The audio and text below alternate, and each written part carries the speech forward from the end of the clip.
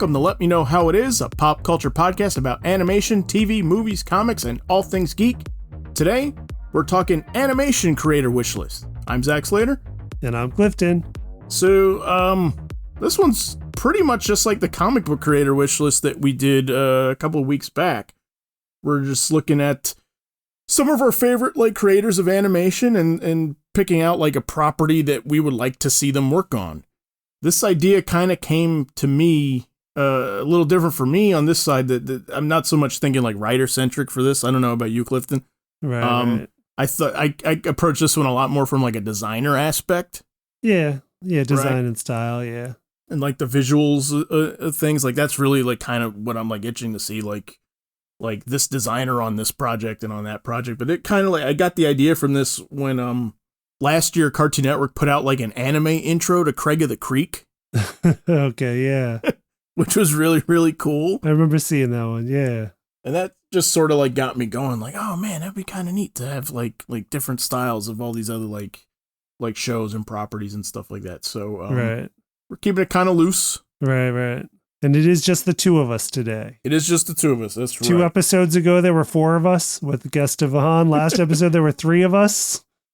This week, too. Next episode, I guess, is a monologue. Yep. But you're going solo next one. I don't know which one it's going to be. Like Highlander, there can be only one. So who's going to win the quickening on this one? I don't know.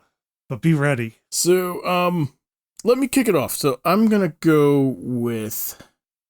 Let me see what I got to surprise you with, maybe. I'm gonna, no, you know what? I'm gonna go with one that we've talked about a bunch. You want to know what style I want to see? I want to see the Batman Brave and the Bold style. Okay. Done top to bottom for a Superman DC Comics Presents show. Right. Yeah, so Superman DC Comics Presents was what was running in DC Comics around the time of the Batman Brave and the Bold comic, where it was Batman Brave and the Bold was the Batman team up, right? Kind of like Marvel team up with Spider-Man, but with Batman and Guess that the show was based on. Yeah. So DC Comics Presents was the 70s Superman version of it, where, it would be fun, seeing just Superman each week with a very... I picture kind of Silver Agey, especially with that style. Yeah. Of Brave and the Bold. Go big and go fun with that in the Superman family side of things. No, that would be cool. The only thing that's kind of terrible about it is Batman the Brave and the Bold is a good title for animation, and DC Comics Presents. Yeah, it's a little bland. Quite work. Yeah. It doesn't quite tell you what you're getting. Yeah. Especially back at the time when we had DC Nation and everything was just putting DC something in front of it. It's just it needs a little more punch. This would have been great to do a couple of years ago too, because I would have listen. If anybody cared what I thought, I would say it is a requirement that you need to get Muhammad Ali. Oh yeah, right, for a guest spot for one of the teasers or a full episode, whatever you want to do. But I'm you guys got to do Superman versus Muhammad Ali. Right, that's got to be in there. Yeah. Has to be. Quintessential Superman crossover. Yeah. So that's one of mine. And we've talked about that one. That doesn't surprise you, I'm sure, to hear. We've been saying that one kind of amongst ourselves offline for years and years and years. Yeah, that was a wish list when Brave and the Bold was still on the air. Yeah. I want to see the Superman version of this thing. Yeah. Let me see. You got any?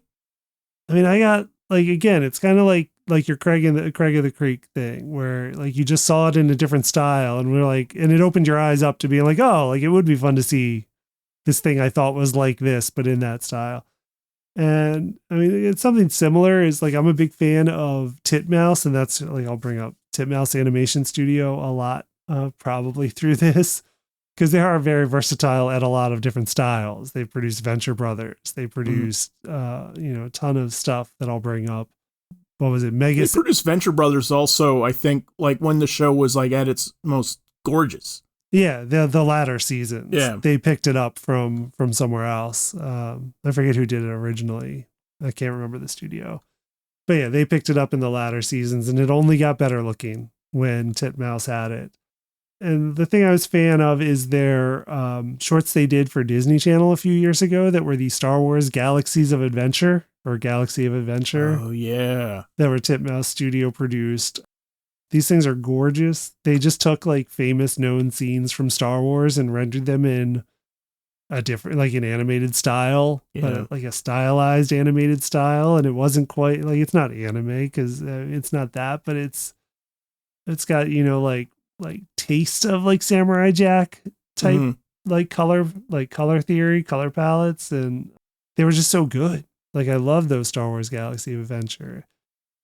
I want to see more stuff in that style because they haven't done that style much apart from those shorts. I'm sure that, I mean, I don't think it's an easy style exactly to do, which is probably why they've only done it for that. But I want to see that style, something else. I don't know yet what. That's one of the things I'm stuck on where I'm just like, those were really, really great. Yeah, I remember when you turned me on to those and they would, but they would like also like kind of like extrapolate on a scene too. We're like, right. It wasn't just like a literal like animated version. Like they would kind of like give you a bigger version of it or a different take on it. Like Luke fighting the Wampa, for example, or something. Like they would add more poses to it. Yeah. Right. Like it would be a little bit longer than like after he frees himself from like hanging upside down in the cave and stuff like that. It'd be a little bit longer of a sequence. Yeah, those are beautiful. They should get a Star Wars Visions. Yeah. Yeah. Then Visions is opening up because I mean the first season was the Japanese animation studios and then second season of Visions had a lot of European studios. So they are kind of opening up Visions, which is cool. Like I like to see that too. I'm actually quite a big fan of Star Wars Visions as well, just for the same reasons. I like seeing again Star Wars like through a very different lens sometimes. Yeah, it's been a great show. I have not checked out season 2 yet, but I really, really love the first one. A lot. Really great stuff.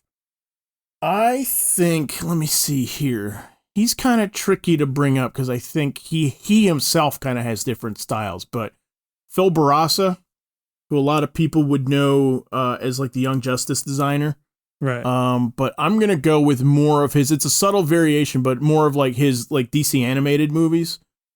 He had, when they did sort of like the New 52, like shared universe stuff, he designed a lot of those too. And the perspective is just a little bit different than Young Justice. Like the proportions are a little bit more exaggerated.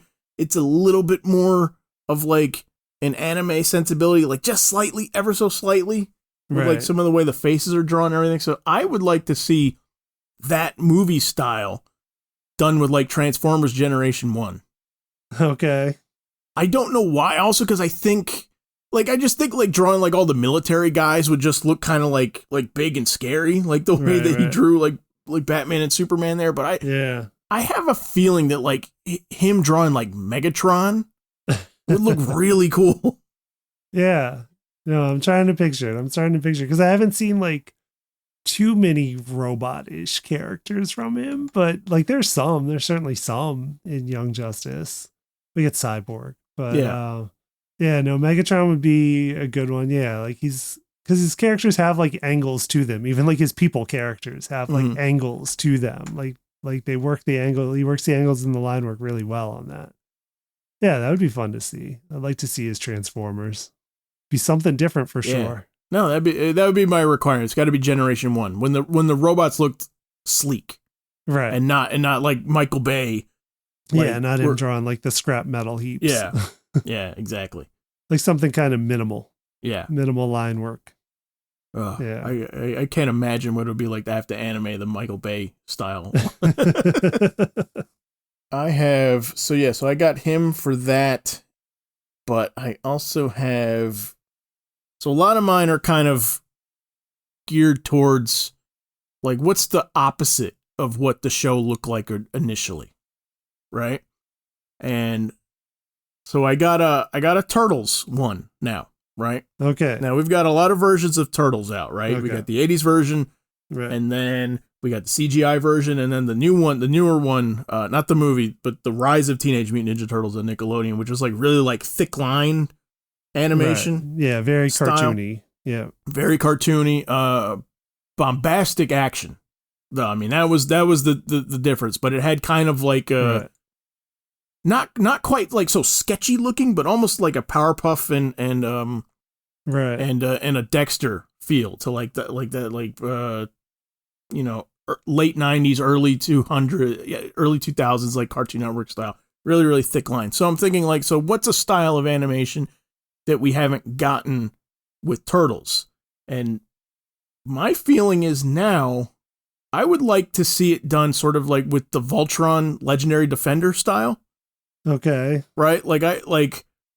Let's do that American anime right kind of influence, right? Where I think just try and like make it look not hyper realistic, but give it that anime style to it, where like all the people look normal proportions and not super cartoony. Right? Because I think the mutants would be terrifying through some of them, right? Like I'm thinking like Baxter Stockman Fly. Yeah. In like an anime style would be horrifying. Yeah, it would be like some interesting contrast where, you're trying to see him in a more realistic light in the world. And there's like in the Voltron, there's definitely a sleekness. There was a sleekness to Voltron Legendary Defender style, which who were the directors on that? Joaquin Dos Santos. So that was Joaquin Dos Santos, Laura Montgomery. Yeah, and Ryu, yep. All alumni from Avatar The Last Airbender or Legend of Korra or both. Yeah. That would be fun to see just the mutants compared to like the normal everyday people, but I'd love to see what they came up with for the mutants too.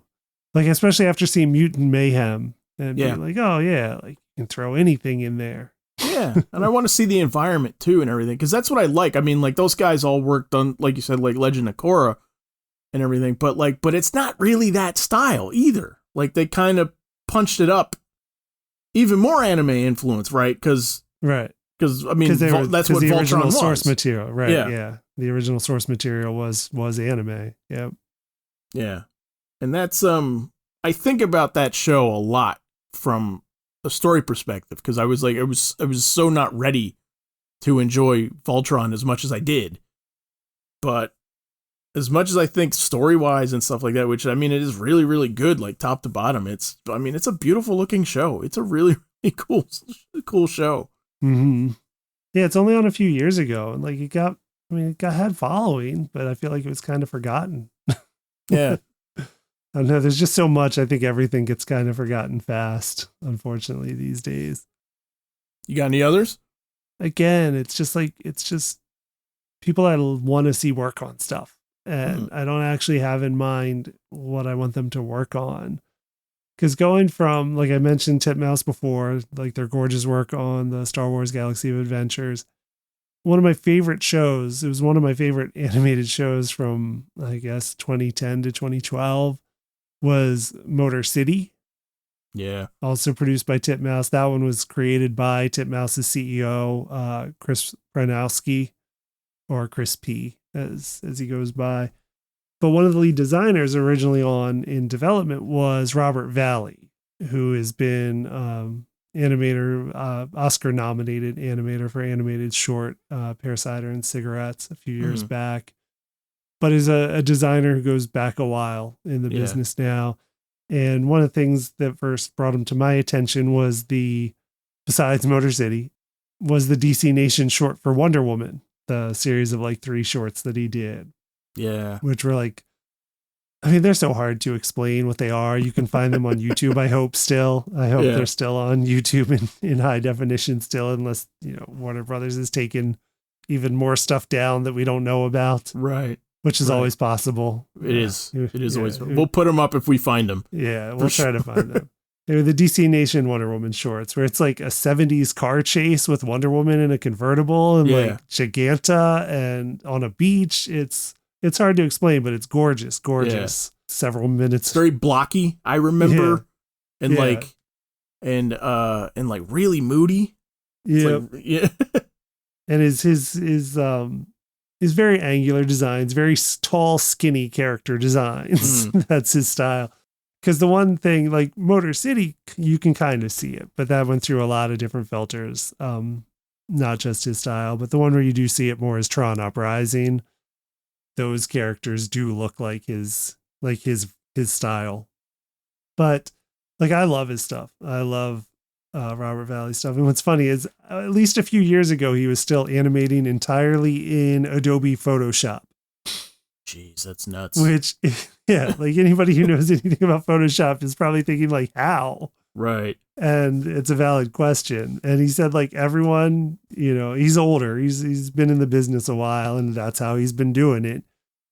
But at least up until a few years ago, I don't know if anything's changed in his process, in the last few years, but he would say that, people would come up to him and be like, you can use like what was Flash, what became Adobe Animate, or I'm trying to think of what Toon Boom or some of the other like, animation softwares of that. And he's like, no, he's like, this is like, I do it. This is what I know.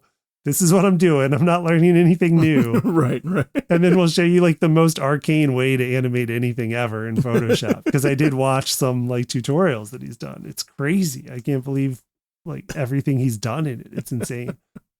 But yeah, just thinking of his, like I love Tron Uprising, which I think is still on Disney Plus. I don't think they've taken that away yet because they also are taking everything away. But Tron Uprising's there. Motor City was great. I'd like to see him do something more cyberpunk because I think like for some reason those his designs, like the angles, like the dimensions of proportions, like it just reads sci-fi to me and right. reads cyberpunk to me. So like, I mean, something Blade Runner.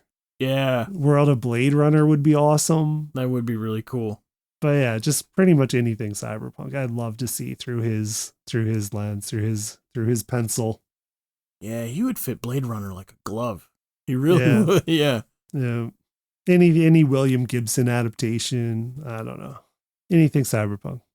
So the one that I kind of caught recently that I fell in love with, which I brought up, is Cuphead. Right. Yeah. The Cuphead show. I was wondering if Cuphead would come up. Oh yeah, it's gonna come up too. And so the designer on Cuphead, he was also Gendy's designer on Unicorn Warriors Eternal.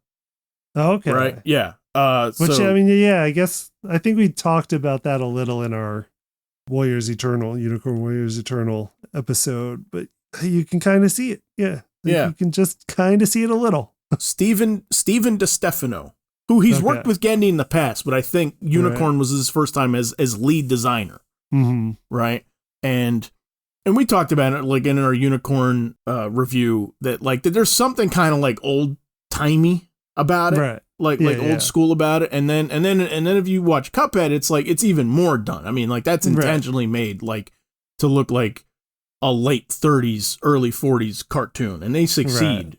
Like a rubber hose animation. Yeah. They succeed beautifully doing that. Like way more than you would expect. So my property for this that I would like to see in that style, in that Cuphead like old Fleischery MGM style, is Freakazoid.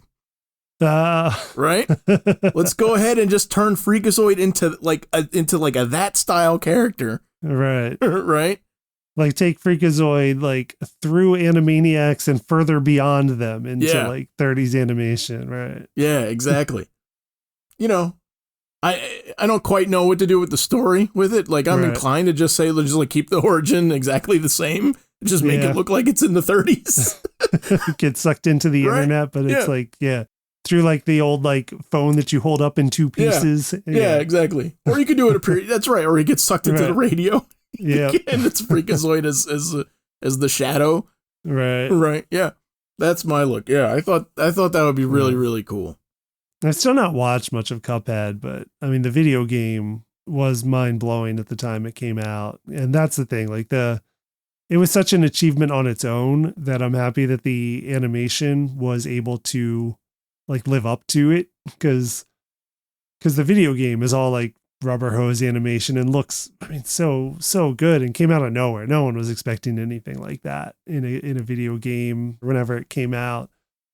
that, yeah, it's really cool that like it came from animation to video game and that they were able to pay honor to it all back in animation and make it something on its own there too is really cool to me. I mean, I don't say this with an ounce of hubris. Honestly, I think to somebody who wouldn't know, I think that show could trick people into thinking that they're watching an old timey cartoon. Yeah, I really just do. put like some film scratches and dust on it. Right. Right. Yeah.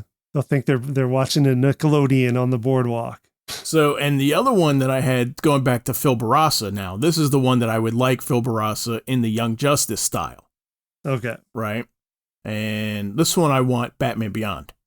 And this is just a backdoor way of saying I want Batman Beyond to show up on Young Justice.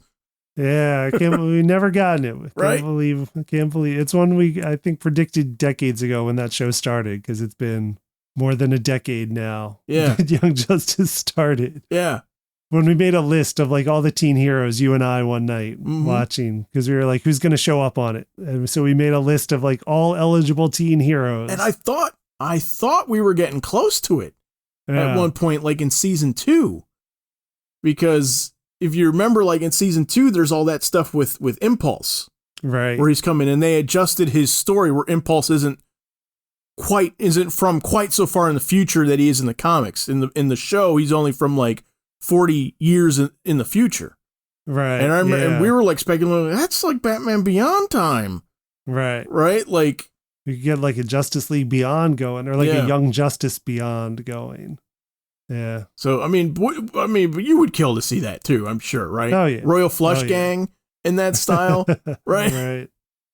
Yeah, no, I'd love to see that stuff. Such a huge Batman Beyond fan. Yeah, no, awesome show. I think that'd be so fun. So, I think that's the last Phil Barassa for me. So he's versatile. I mean, he's got some range for sure. Yeah. I remember, wasn't there like a trend a few years ago where people would draw like characters like Phil Barassa, where you'd have like other artists like emulating his style to be like, this is what this character would look like on Young Justice. Yeah. There was a lot of Spider-Man designs. Right. I saw like that because I guess the connection that people were making was Weissman and Vietti on Spectacular Spider-Man. Right. Right.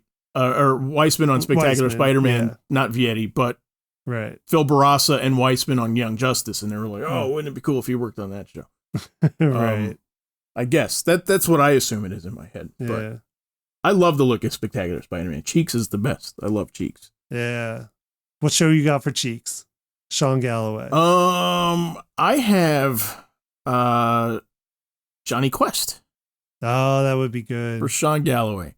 Yeah. This is I wish I had these to scan and put up. When I met Sean Galloway at conventions, the head sketches I was getting from him, I got a series of them where I had him do the Johnny Quest cast for me. Oh, I forgot about that. Right. And the trouble is that like 2 of them are like in art books that he bought, and then the other 3 are like on paper. Right. Right. You know what I mean? So I don't have them all together in a way where like I can frame them and put them all up together. That's my one regret about the whole thing. But I remember that second batch I got done from him was the Dr. Quest one. Okay. And I think like you were over my shoulder. I remember like we were watching him do this. Yeah. And we were both like, this looks really good. Doesn't it? This looks amazing. I remember at the end of it, he was like, "Hey, do you mind if I take a picture?" Right. Yeah. Yeah. So I wish I had scans of them to put up, but I don't, unfortunately. But yeah, I mean, he did. So he did the whole cast for me, and like his Dr. Quest looked amazing. Haji looked amazing. Bandit looked amazing. Yeah, the Bandit. That's the one I was gonna remember. I just remember watching him draw Bandit. Yeah, it's so good. It's totally Bandit. You should get pictures of those. Yeah, I should. Yeah, you should get a picture of the series, or at least a picture of the ones in the book and scan the others. Yeah, that was a good. You got one for him? For Cheeks? I don't know, but I've been watching him do his Saturday morning series on Instagram, where it's like a giant art piece filled with like all the 80s characters. Yeah. And you think he's still adding to it, because I did just see an Alvin and Brittany from Chipmunks got added to it. I'm trying to think. I mean, anything like that. Like again, Johnny Quest falls into that for me. Yeah. He's tackled like everything in that series, though. I remember like there were like a Silverhawks drawing like came into my feed at one point. I remember like he did the Silverhawks. I'm like, man, that looks really good too.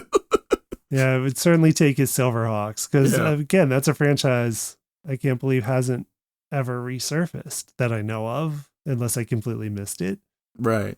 Because we've gotten Thundercats several iterations now, none quite successful after the first one for different reasons. But Silverhawks, they've never touched yet.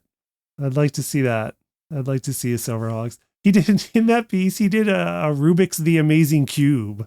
Yeah, he did. Which this isn't the first time that show has come up on our show. Because we brought that up in the, like, how did this get made animation edition episode where it was things we couldn't believe actually existed. But I'd watch a Cheeks designed Rubik's The Amazing Cube. Yeah. You know, he'd be really good too he'd be really good on X-Men. Yeah, he would. He for sure would. Because I've seen a bunch of his too, where like, you know, he's done like pinups every once in a while. Like I saw his Havoc.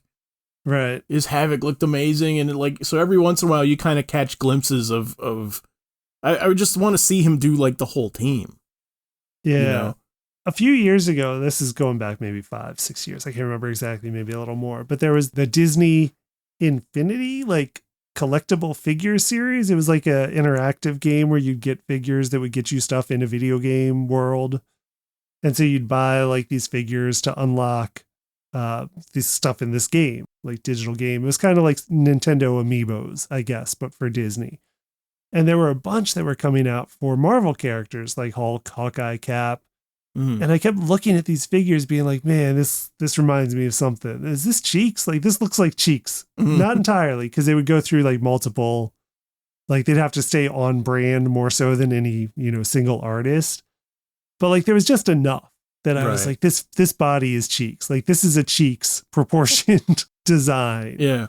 And then eventually, like they wrapped up, they killed the Disney Infinities thing, whatever it was. They killed it. And then he posted some stuff from it. And I was like, I knew it. I knew it was him the whole time. Right. Yeah. Yeah, no, I remember those. So if you want to see some of those figures, like they look great too. Even they got just enough Cheeks to still be cool. I wanted to buy a bunch of those. Didn't play the game at all. Just wanted to buy a bunch of them just to have on my desk.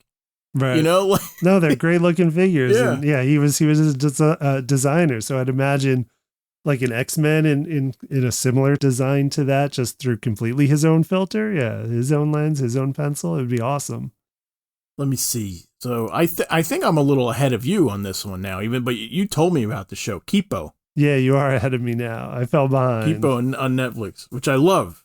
It's a special show. It's a really, really special show. It's unfortunate that I think still not a lot of people know about it, but it's another like beautiful, like American anime-ish influence kind of style, but a little cartoonier. Right. Not exactly like the action anime, but kind of like slice of life-ish anime, like magical realism anime, that side of things. Yeah, really, really great looking show. So the one that I want for this, and this is a radical departure from what it looked like originally. Doug. I want Doug in the Kipo style. It would be good. Patty mayonnaise. That's right. I just want to see how they would look, cartoony in a different filter, right? But yeah, keep it all the same. Right. Yeah. I mean, I bring that show up from time to time too. That's kind of like an important show for me as a kid because that was like the first time I saw me on a show.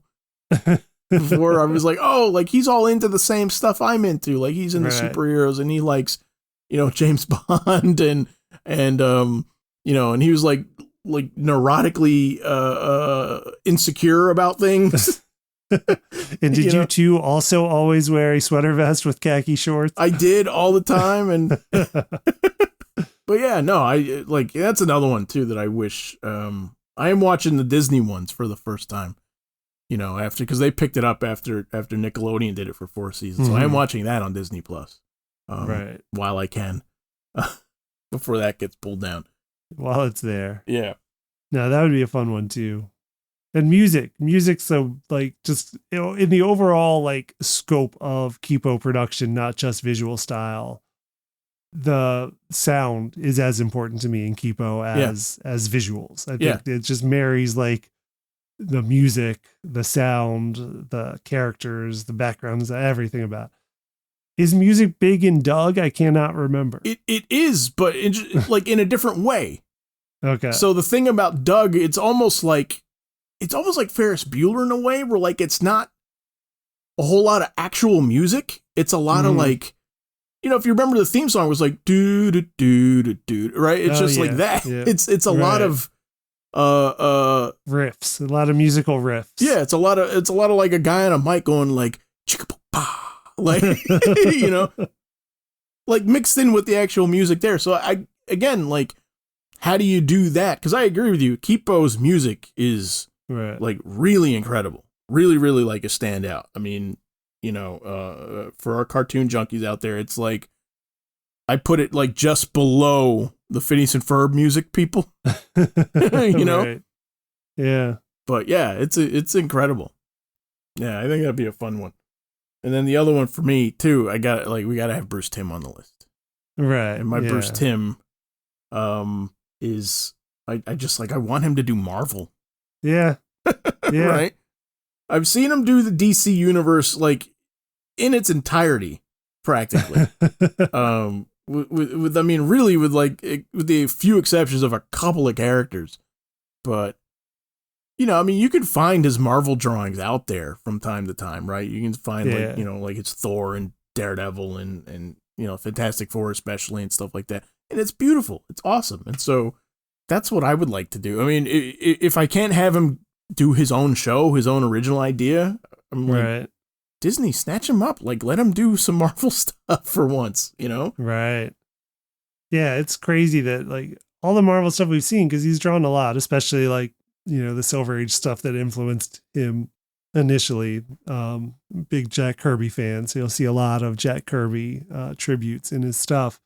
It's crazy that it's all fan art. Like, it's all essentially fan art because he's done so little for Marvel over like actual professional work for Marvel over the years. Yeah.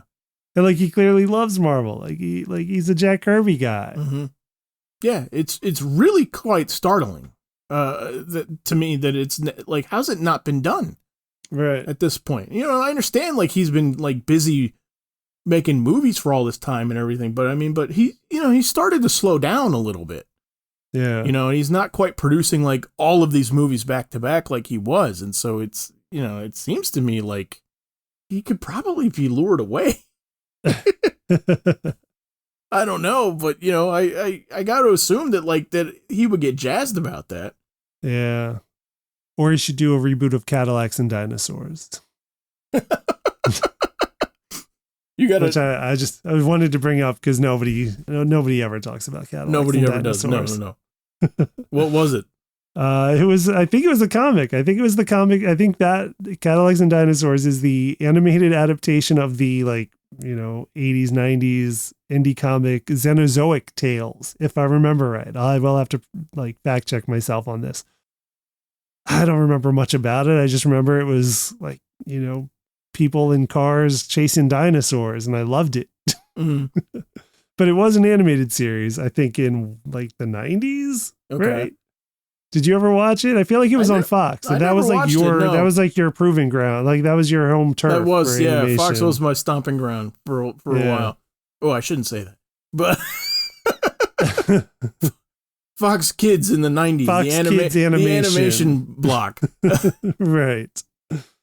But anyway, like I would love seeing Bruce Timm drawing like cars and people and dinosaurs all in one venue. Yeah. No, I'm with you on that. Do you have like a Scooby-Doo idea or something?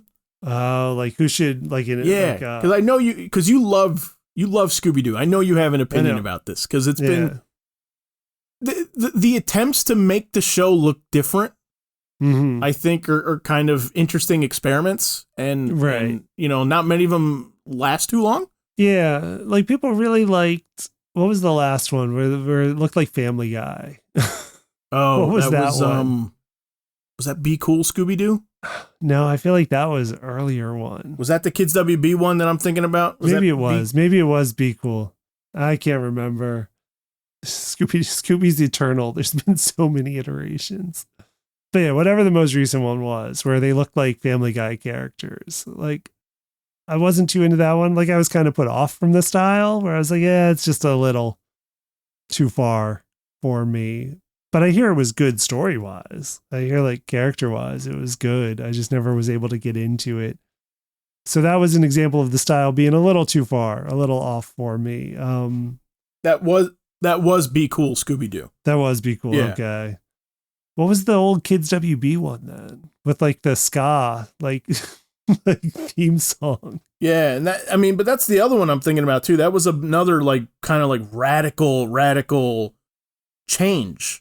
Right. Where they look different, and yeah.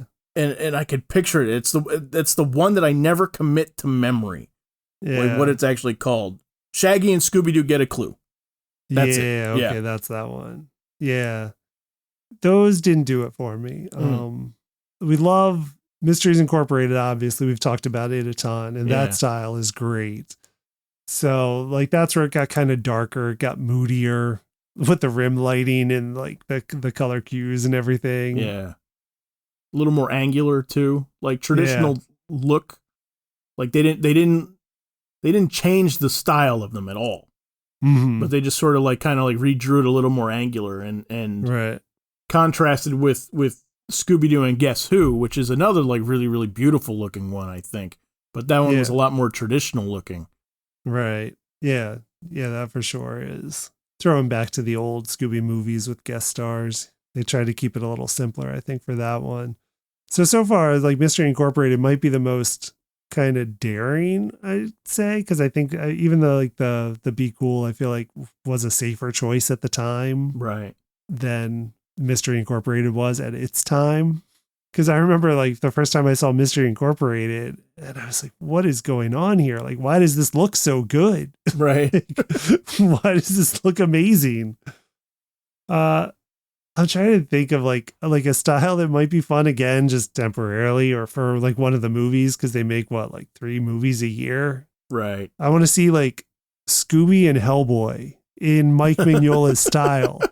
Okay. Which would be like, it's like the Mystery Incorporated style of moodiness, but like taking it even further to like a more stylized moodiness. That'd be cool. Like, what was the Mignola like? I'm not thinking about the Hellboy animated movies, which are good. They are good. Right. The like Amazing Screw on Head. Yeah, that's what I'm thinking about. Amazing Screw on Head. Right. Which I think might have also been, it was either connected to Robert Valley or Titmouse Animation. I can't remember. I didn't know that. One of them has a connection to it. Yeah. That was a cool look for listeners who have no idea what we're talking about. Right. It was a Mignola. It was a Mignola comic that got like a pilot made for like Sci-Fi Channel. Yeah. 20 years ago or something. Yeah, but it looked really good. Yeah. Yeah. Like Scooby-Doo in Amazing Screw on Head style. I would watch that for a movie. Yeah. That's the good thing about Scooby-Doo, because like, there's another version coming right behind it. So right. I mean, you could play with it a little bit more. I put it in our group text because it floored me, but I'd be remiss if I didn't say it. So my son's a big Scooby-Doo fan, and I was cooking one day and I saw that one of the movies was on, and I put it on, and it was Scooby-Doo meets Kiss. Right. And it was the end of it, and we were just catching it. And there's this sequence at the end that is like the most Jack Kirby homage thing I've ever seen in my life. It's like a 70s blacklight poster sequence. It is. I mean, but with Kirby dots everywhere, and like in like entities that are like just heads like flying it is crazy. And I'm like, this is the most Kirby thing I've seen, more than things that were actually meant to be a homage to him. Right. Like characters of his, things he created. I'm like, and here we are watching the Scooby-Doo movie. with Kiss of all things, and I'm just like, this has got Kirby all over it. It's crazy. I haven't seen that one yet either, by the way. I do need to watch that movie. So my last one, and I was saving this one for last. So it's Batman. Okay. I gotta say Batman for last. Right.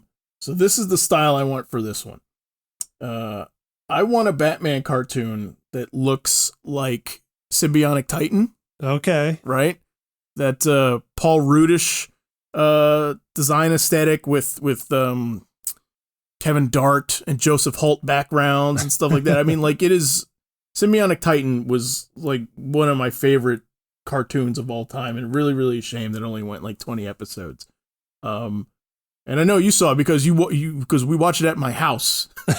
Right. It was a Friday night event. Yeah. But what I like about that style is one, I think it's kind of a style that would come from left field that I think people wouldn't expect with a Batman show. Right. And that's kind of Batman the Animated Series-y too, also, where I think that was a look when that first saw commercials for it, we're like, whoa, what is that? That looks weird.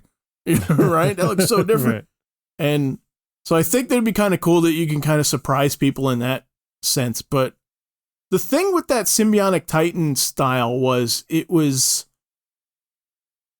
took to action really, really well, I thought. Right? Like it animates so beautifully, but at the same time also like it forgave exaggeration really well too, right? So like you could have in this instance like a super stylized Batman with like a flexible cape in size, right? Where like the cape can be as long for moody shots and as short as you need it to be, and the style kind of forgives stuff like that. Right. But you can have him fight like a killer croc that's like a monster, right? With like hugely exaggerated proportions and size. Right. Like a near kaiju killer croc. But have him also still look like a man that he's fighting him, like in a hallway.